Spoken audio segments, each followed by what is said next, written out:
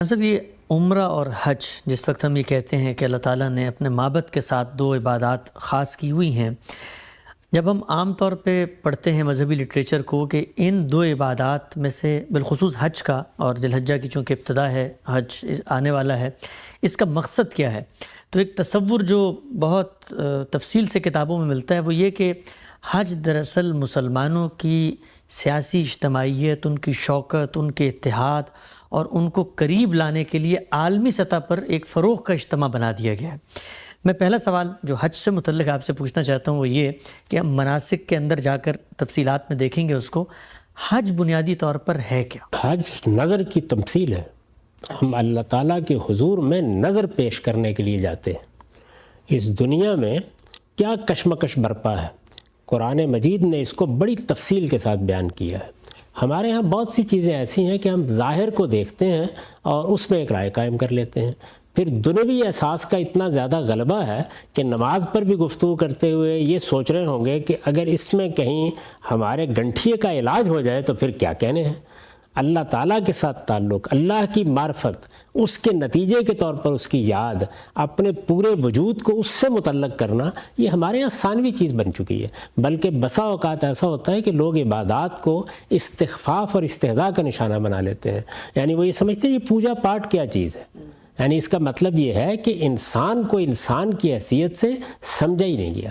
یہ آخری درجے کی جہالت ہے کہ آپ انسان کے جذباتی وجود کو نظر انداز کر دیں، اس کے نفسیاتی احساس کو نظر انداز کر دیں، اس کے باطن کی پوری شخصیت کو نظر انداز کر دیں اور چند ظاہری چیزوں پر اسے محدود کر لیں۔ میں اپنی ماں سے لپٹ جاتا ہوں، میں اس کے پاؤں پکڑ لیتا ہوں، میں کھڑا ہوا اس کے پاؤں دباتا رہتا ہوں، میں اور بہت سی ایسی چیزیں اختیار کرتا ہوں۔ ان کو آپ منطق کی میزان میں تولیں گے، میرے پورے وجود کا تعلق پیدا ہوتا ہے۔ تو عبادات بھی بالکل اسی طرح ہے، یہ نظر کی تمثیل ہے، جس طرح کہ میں نے عرض کیا۔ اس کا ایک پس منظر ہے، وہ پس منظر یہ ہے کہ اللہ تعالیٰ نے اس دنیا میں جب ہمیں بھیجا تو ایک واقعہ پیش آیا، وہ واقعہ قرآن نے بیان کیا ہے۔ اللہ تعالیٰ نے آدم و حوا کو ایک باغ میں رکھا، مقصد یہ تھا کہ اس باغ میں رہتے ہوئے ان کی فطرت ان پر نمایاں ہو جائے۔ یہ کس مقصد کے لیے پیدا کیے گئے ہیں وہ یہ جان لیں۔ ان کو اگر امتحان کے لیے پیدا کیا گیا تو امتحان کس طرح کا ہوگا، اس سے یہ واقف ہو جائیں۔ اس موقع پر انسان کے اندر چونکہ یہ داعیات موجود ہیں، قرآن مجید نے کہا ہے کہ وَنَفْسٍ وَمَا سَوَّاهَا فَأَلْهَمَهَا فُجُورَهَا وَتَقْوَاهَا، یعنی ہمارے اندر برائی کے داعیات بھی رکھے گئے ہیں اور بھلائی کے داعیات بھی رکھے گئے ہیں۔ تو برائی اور بھلائی کا شعور دے کر انسان کو وہاں ایک امتحان سے گزار دیا گیا۔ اس میں جنات میں سے شیطان کو یہ موقع ملا کہ وہ اپنا بدلہ چکائے، یعنی اس کو چونکہ یہ ہدایت کی گئی تھی کہ وہ انسان کے سامنے جھک جائے، اس کو بھی، اس کی پوری قوم کو بھی، فرشتوں کو بھی، لیکن ابا واستکبر، اس نے انکار کر دیا اور استکبار اختیار کیا۔ اس کے بعد اللہ تعالیٰ نے اسے راندہ درگاہ قرار دے دیا۔ وہ اپنا بدلہ چکانے کے لیے آیا، اندر داعیات موجود تھے، اس نے آ کے یہ کوشش کی کہ جس چیز سے انہیں روکا گیا ہے وہ اس کی ترغیب دے۔ تو اللہ تعالیٰ نے بتایا کہ اب اس دنیا کے اندر جب تم اس دفعہ اس کی ترغیب میں یہ کام کر بیٹھے ہو تو یہ ہمیشہ حملہ آور ہوتا رہے گا، یہ اب تمہارا دشمن بن کر رہے گا۔ خود اس نے درخواست کی کہ مجھے قیامت تک کے لیے مہلت دے دی جائے۔ تو میرا دشمن میرے اندر بھی موجود ہے، وہ میرا نفس اور اس کے داعیات ہیں، اور جنات میں سے شیاطین جن بھی اور شیاطین انس بھی، یہ سب کے سب بھی یہی خدمت انجام دیتے رہتے ہیں۔ تو شیطان کے خلاف جنگ یہی در حقیقت مذہب کا خلاصہ ہے۔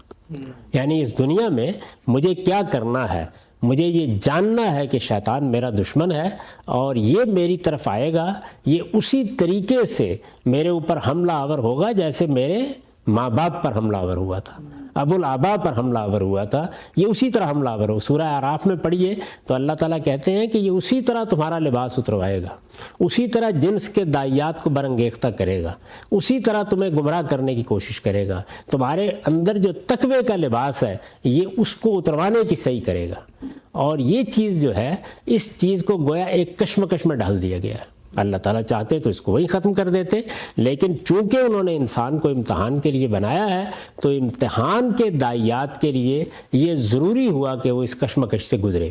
تو شیطان کے خلاف جنگ دو لفظوں میں یہی حقیقت میں مذہب کا پیغام ہے. ہمیں یہ جنگ لڑنی ہے. اس میں ہم رحمان کی طرف کھڑے ہیں, مقابل میں شیطان ہے, ہم رحمان کی طرف کھڑے ہیں. اللہ تعالیٰ بلا رہے ہیں اور یہ کہہ رہے ہیں پیغمبروں کی زبان سے, من انصاری اللہ, کون اللہ کا مددگار بن کے اٹھتا ہے. اور آپ دیکھیے کہ وہاں الفاظ کیا ہے کہ نحن انصار اللہ. تو اللہ تعالیٰ کے ساتھ کھڑے ہو کر شیطان کے خلاف جنگ کرنا, یہی ہمیں گھر میں کرنا ہے, یہی ہمیں باہر کرنا ہے, یہی منڈی میں کرنا ہے. وہ آئے گا کہے گا کم تولو, وہ آئے گا کہے گا بدماشی کرو, وہ آئے گا کہے گا لوگوں کا حق کھاؤ, وہ آئے گا کہے گا لوگوں پر زیادتی کرو, وہ آئے گا اور کہے گا آ کر لوگوں کو سیاست میں اور معیشت میں دھوکے دو. یہ سارے کام وہ کرے گا, اور کرے گا تو ہمیں اس کی اس طاقت کا مقابلہ کرنا ہے. وہ جب جس چیز کی طرف بلائے گا ہمیں یہ کہنا ہے کہ نہیں, ہم اپنے پروردگار کے بندے ہیں, ہم تمہاری طرف آنے کے لیے تیار نہیں ہیں.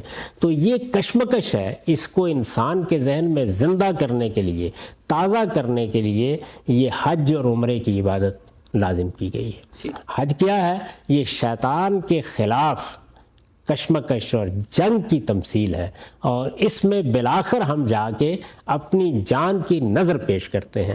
گویا اس بات کا علامتی اظہار کرتے ہیں کہ پروردگار شیطان کے خلاف اس جنگ میں ہم سے اگر یہ مطالبہ کیا گیا, رحمان کی طرف سے یہ مطالبہ کیا گیا, آپ کی طرف سے یہ مطالبہ کیا گیا کہ اپنی جان بھی قربان کر دو, تو ہم کرنے کے لیے تیار ہو جائیں گے. تو اس طریقے سے یہ نظر کی تمثیل بن گئی ہے. نظر میں کیا ہوتا ہے؟ آپ کسی ہستی کے لیے اپنے آپ کو پیش کر دیتے ہیں. مال پیش کرتے ہیں تو وہ زکوٰۃ کی صورت اختیار کر لیتا ہے. جان پیش کرتے ہیں تو ظاہر ہے کہ ہر وقت آپ جہاد کے میدان میں نہیں اترتے, ہر وقت آپ جان نہیں دیتے, لیکن اس جذبے کو زندہ رکھنا کہ شیطان کے خلاف کشمکش میں اگر مجھے اللہ تعالیٰ کی آواز پر لبیک کہہ کے جان بھی دینی پڑی تو میں دے دوں گا.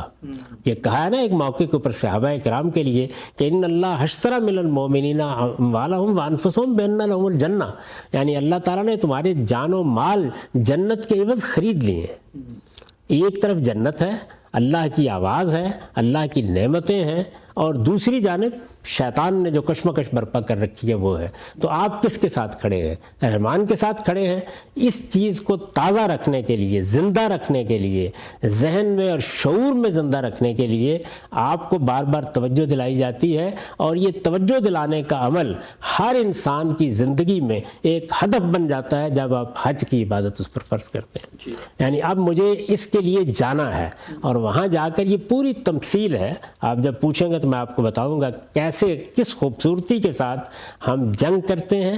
یعنی علامتی طور پر جہاد اور جنگ کو, شیطان کے خلاف جنگ کو ممثل کر دیا گیا ہے, اور آخر میں گویا اپنے آپ کو پیش کر دیتے ہیں, علامتی طور پر پیش کر دیتے ہیں.